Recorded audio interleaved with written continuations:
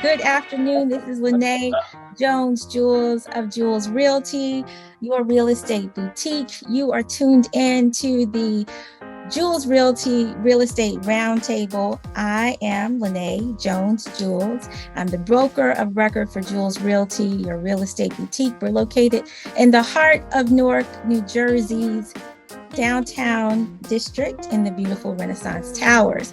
The Real Estate Roundtable has been created to talk about issues pertaining to homeowners, home buyers, investors, landlords, and tenants. We are all impacted by the real estate market in one way or another. When the housing prices go up and interest rates rise, affordable home ownership can be quite challenging. These high prices ultimately impact the prices of rentals. This is what we are going to focus on today. I've been looking so forward to this conversation for quite a while. Today, we are chatting with Ahava Felicidad, creator and president of the Tenants Organization of Montclair, an advocacy group started for the sole reason of getting rent control established in Montclair, New Jersey.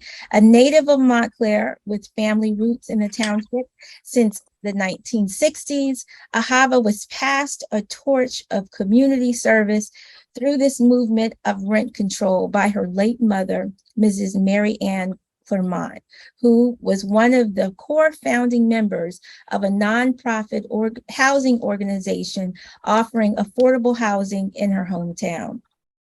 Ahava enjoys running her wellness business and the advocacy group, in addition to working out and hiking. Welcome, Ahava. How are you today? Good, because Montclair has rent control. Let's just jump right into this whole rent control issue. You have been making some serious waves in Montclair when it comes to rent control. So tell us about the significance of the rent control movement in Montclair and where we stand now. Okay, so wow, the significance. Let me give the significance of rent control in Montclair on a scale, like a scale of 1 to 10, with 10 being the most significant. It's like a 50. So it's way off the scale. It's off the charts. I don't think I've ever gone that high on anything when I give a scale of 1 to 10. That's a first time. Just like this is the first time that Montclair, New Jersey, established in 1868, has ever had rent control in actual ordinance that was passed through, not just easily passed through. We knew there'd be some challenges, and there were extreme challenges, more, I would say more so due to the pandemic.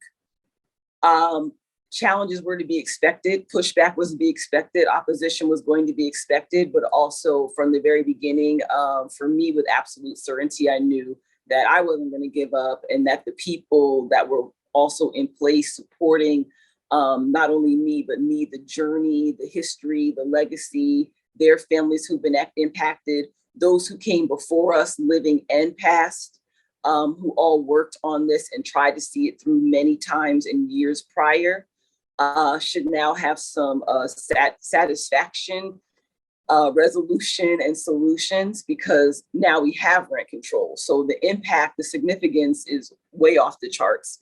It is the most, I would say for me, it's the most significant ordinance of the township, like of a decade or three, 4, 5 decades, because I've met people that went back to 50 years ago that started to work on this, and it didn't go through for many different reasons.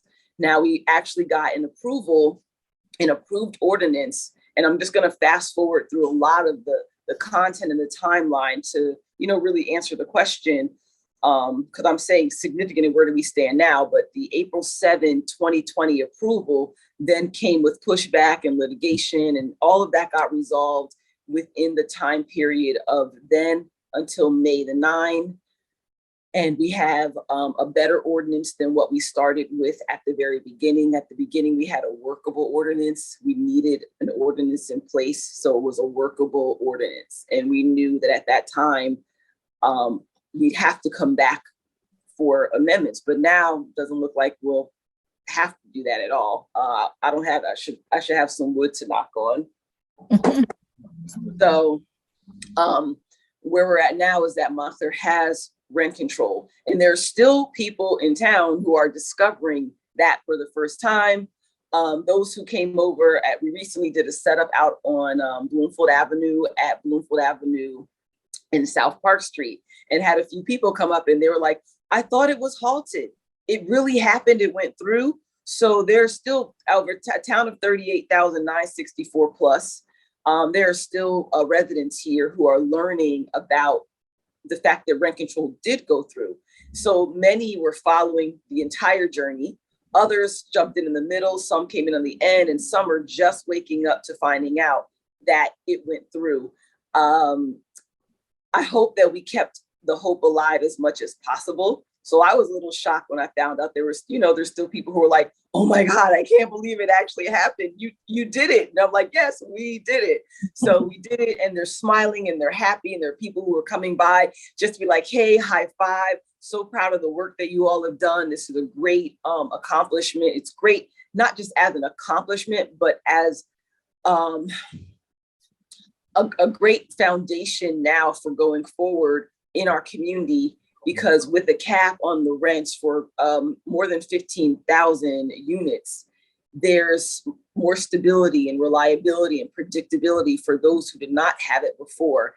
Was no less important during the pandemic. It became a magnified importance during the pandemic, but it was already a very, very extreme need before we went into a world health crisis. Right at that moment, everything was happening when then the pandemic began. And, everyone that's come to help just stayed in.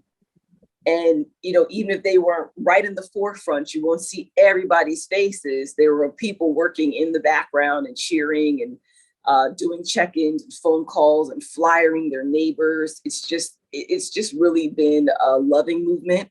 Of course, not with ups and downs, but just overall a movement filled with compassion. To break down the ordinance, what does that mean? Rent control, the cap. What is that? Okay. Who's affected by this? Is everyone a part of that? So the everyone part, speaking. Okay, so we're going to go to the who's affected without just like reading the ordinance, which I'm going to guide you through some steps to get to it online. The ordinance covers, well, there's a state thresholds. I want to go to the thresholds first, because a lot of people have some confusion about this, or like not really fully understanding that we didn't control what the state guidelines are for when rent control became a thing in the state of New Jersey. So well over 120 municipalities in the state of New Jersey had rent control before we finally got ours. There's a 30-year threshold. So the threshold means basically properties that are older than 30 years are covered.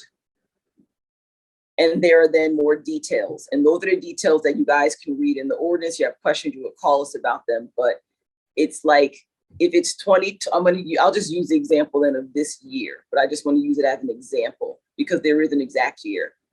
So 2022, back 30 years is then 1992. So then anything built before that time. But we do have to go over the exact, like what year it is. But it's a 30-year threshold. So buildings that are new construction, something built this year is not included in rent control. A building built in 2011 would not be included in rent control. So I want to talk about those who are included in rent control. 2 and 3 family non-owner occupied, 4 family and up. And then those buildings that would be 6 or more units that are older than 30 years. That covers, again, 15,000 plus units in the township. We're at well over 42% of renters in Montclair. And there are places that still, or people that still have to register that they are owners who rent. So we've covered a lot of people. The cap, the percentage is 4% and 2.5%. The 4% is if you are under 65. 65 years of age and older, it's a 2.5% maximum. And I always want to be very, very clear. Everyone who's on the team, all of our VPs coming in, those who are training to become building leads or leaders, when we have to talk about this and bring it into like the layman's terms, we always want to make sure that you know the cap does not mean it's a required amount. It doesn't mean, hey, every landlord raised the rent 4% every year. It's a maximum allowable. So it could be 0, it could be 0.02, it could be 1%, 3%, but it cannot be more than 4%. We don't want tenants to so like all of a sudden just think like my rent has to be raised. That's not a thing that all landlords do. Very small percentage, and I mean a very small, like remote, rare percentage, have it where they're like, well, it wasn't raised. The issues came with all the skyrocketing rents that were the majority of increases, 15, 25, 35, 50, and even in some instances up to 100% or rent doubling. And, you know, at that time or those times, we would just lose residents, just lose tenants, lose the diversity of the township. And you lose people who just, they're like, I'm not going to fight. I don't know how to fight. I'm not going to fight. And certain things were not in place for support, a support system and a backup. So I'm going to go back to the 4%. We'll put my 4 here, and the 2.5, seniors 65 and up. And when the question comes up and someone's like, well, what about age? How do I know the age? When you're renting, you have to give certain documents. So the burden of proof is very easy for a senior or someone who's a senior in a household when you've rented that you're 65 and up. And that should not be a concern for seniors of that being disputed. On the ordinance, I was reading something about base rent. Can you talk a little bit about that? The base rent is the original rent. So if someone's base rent is, I'll just give an example, $14.50. I hear that number a lot, but I hear a lot of numbers as well. Well, if someone's base rent is $14.50, the increase goes from the base rent. So it's always about the increase of the base rent. And they specified that because we had the rent freeze during the pandemic. And there were some people who violated that freeze. Mm-hmm. And the increases are supposed to be from the base rent, the original rent, not rent that you wanted to increase or what you had in mind that you planned to do. It was the base rent. So someone's like, oh, well, it froze at this, but I wanted to raise it to this, but you couldn't because there was a freeze. Mm-hmm. So the increase has to come off of the base rent, not what the landlord, property owner, ownership wanted to raise it from at a different time. So if there's a landlord or a tenant who may have questions about, you know, am I violating? Am I being violated? What do I need to, or who do I, if I have any kind of issue, who should I go to? There's a time period from the time of the ordinance being fully approved and like active, which was May 9. So there was like the window, there's a certain number of days and everything was going to resolve to be a final. Then there was a count on establishing or having a person in place. So we have an acting rent control officer in the township of Montclair for our rent control. I can tell you his name is on the website as well. His name is Brian Scantleberry. So he is the acting rent control officer. And there is a rent board. The Montclair Local did a few weeks back cover those who were appointed to the rent control board. They will be meeting soon. In the ordinance, it lays out the fact that they are supposed to meet, when they're supposed to meet, a minimum number of meetings, which can be adjusted based on their availability. They are all volunteer appointees. So we have our acting rent control officer. The email is rentcontrol@montclairnjus.org. So that's the first in, is having that email address for questions or concerns about violations of enforcement of the implementation of support for the rent control ordinance that we have for the township. Now, the tenants organization of Montclair will still be active and functioning with organizing within buildings, multifamily homes, block and street captains. We have a homeowners committee. So tenants can still reach out to us for help with the things that we can help with that are in, I always go like this, like I'm holding the handbook, the tenants' rights handbook. But for rent control specifically, those issues and concerns, that would be the email address to start with. When should a tenant be notified of a rent increase? So I'm going to answer this question more specific to the fact that we now have the ordinance in place. Generally, you're going to get an increase in notification in the time period of a lease renewal. So like either whether it's the 30 or the 60 days, and we'll look at those details in the tenant's rights manual. The rent increase would be with the notification of, hey, there's a renewal. It shouldn't be happening in the middle or at month 2 or at month 3. If you're on a year lease, you're getting that notice when you get the notice to quit, which would then be, hey, I'm staying. And at that time, you're being notified of an increase if there is one. If there is one. Again, all landlords are not going to do that. Most. Well, Ahava, thank you so much for taking time out and sharing your time and your energy and just this experience. This is wonderful. You know, this is what we're here for. We're supposed to come to this world to make a difference, and you have truly made a difference in the lives of so many people. If I see one more post of somebody having to move out of Montclair because they can't afford it anymore, it just breaks my heart. So it's nice to know that, you know, we have help now. So thank you. We have help now. I'm sorry for everyone that's had to leave, but now it is here, and we can keep as many people as possible in place. I don't want anyone to give up. That's the big thing. I just don't want people to give up. I'm like, never give up. That's right. Keep moving. Keep moving. Yeah. Okay, so we want to support the tenants organization of Montclair. All right. Thank you, Ahava.